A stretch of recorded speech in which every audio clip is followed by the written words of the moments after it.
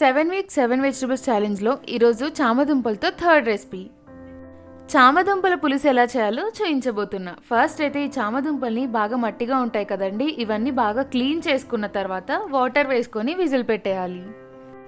ఒక విజిల్ వచ్చాక ప్రెషర్ పోయాక మూత తీసి వాటిని పీల్ చేసుకొని కట్ చేసి పెట్టుకోవాలి. తర్వాత ఆయిల్ హీట్ అయ్యాక ఆవాలు జీలకర్ర వేసి ఫ్రై అయిన తర్వాత ఆనియన్, కరివేపాకు, పచ్చిమిర్చి వేసుకోవాలి.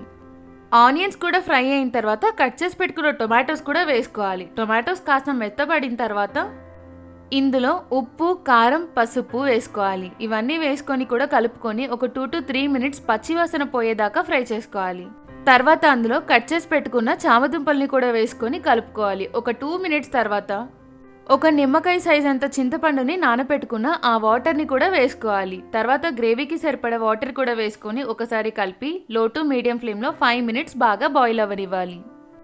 మధ్య మధ్యలో కాస్త కలుపుతూ ఉండాలి, లేదంటే అడుగంటేస్తుంది. ఇది ఫ్రై అయిన తర్వాత గరం మసాలా, ధనియా పౌడర్ కూడా వేసుకోవాలి. ఈ పచ్చివాసన పోయిన తర్వాత పైన కొత్తిమీర చల్లుకోవాలి. అంతే.